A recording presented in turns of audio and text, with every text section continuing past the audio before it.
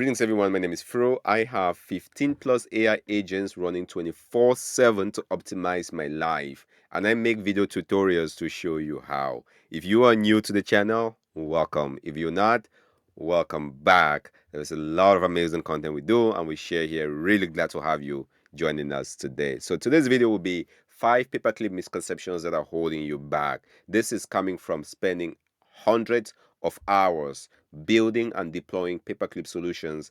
And I can tell you, number 5 in particular is the one I've seen many folks that are new to paperclip get tripped up on. And if you don't want to make these mistakes, or if you want to get ahead of these misconceptions, this video is for you. With that said, jump right into number 1 is folks coming in and using paperclip as a chatbot, because this tool, I can tell you, is not a chatbot. If you are coming from a CLI, or if you're coming from Claude, the chat or the co-work, you know what the chatbot is. I don't think anyone needs to remind you of that.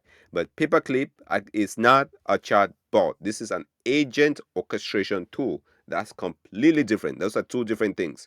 If you have one experience, you want to ask a question, get a response, ask another question, back and forth, you're better off just open up a CLI or going to Claude, and that will get the job done. You don't need paperclip for that. But if you have a fleet of agents as such, in this case, agents for your life, talking about your business, your health, your wealth, your taxes, your family, orchestrating, running on a schedule, asking questions, challenging each other, that is what paperclip is really for. For one agent, you are fine using other options. But once you're talking about a fleet of agents, in this case, I make videos around how to build and deploy agents to help you manage your life 24/7. Now, this is where paperclip comes into the picture. If you want to see some of the things we do, there is a template in here you can get from the AI Ready You site, and this essentially AI Ready You.dev. It has some of the agents that are available. There is a PDF with over 200 plus prompts, and just so many good resources in there. And if you don't need those, get it to support the channel. Always appreciate that. On to the next one is folks using it to build websites and applications. I don't even know if you could do that. But if you're coming in and thinking, oh, I want to build a website, I want to build an app that looks like this. In this case, this is the AI Ready You dev site, and you're thinking, can paperclip help with that?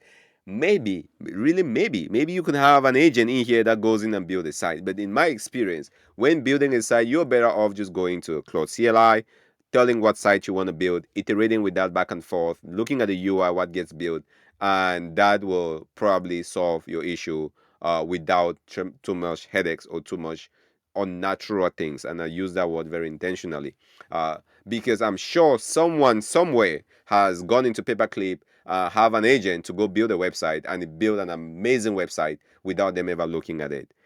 To me, that would be the exception, not the rule. But again, I haven't spent hundreds of hours into this. I can tell you the way this works. Again, it's not a chatbot.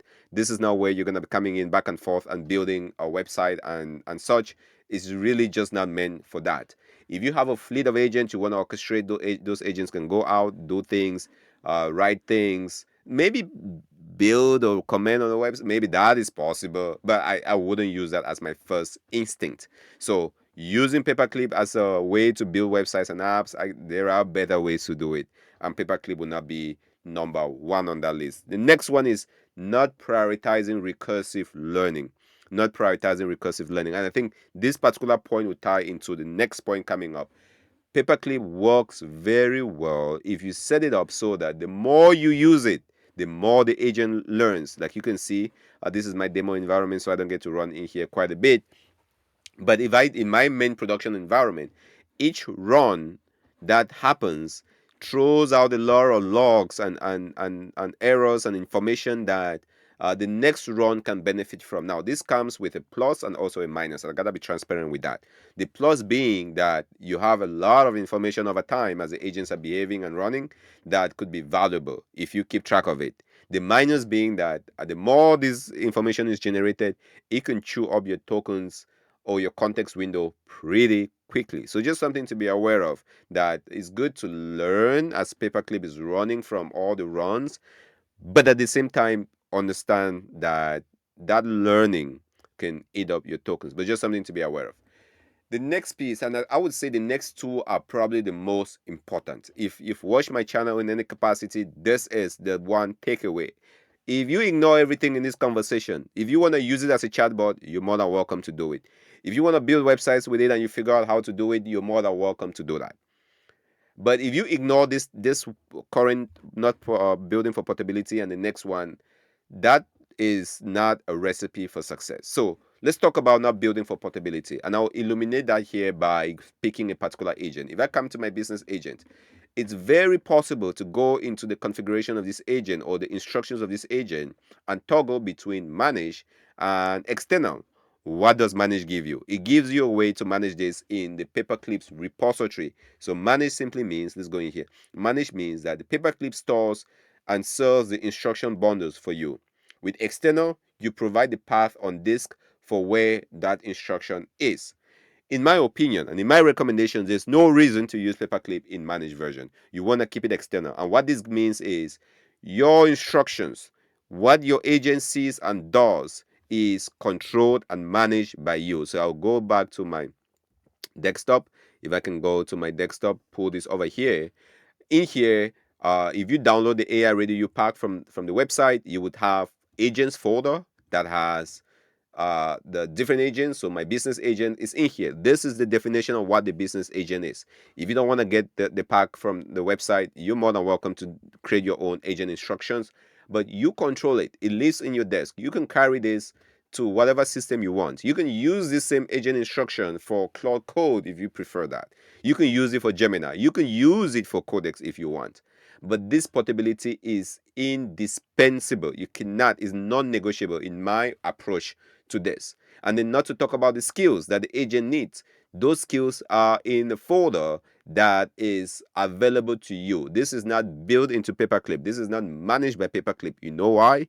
Because tomorrow, if you want to move away from Paperclip, if you want to go to OpenClaw, if you want to go to Gemini or Codex, all you gotta do is simply point those tools to this environment, and that portability comes with you. So not using or not building for portability is the number one mistake I will avoid with Paperclip or for with any tool for that matter. Paperclip can work if you have an external agents, your definitions and your skills. You point to it. Paperclip uses that. You know very well, even with the skills, all of these skills you see are just skills that are here. And again, support the channel if you want to grab these skills. Link in the description below. You can get it from the website. For those of you that have gotten it, thank you.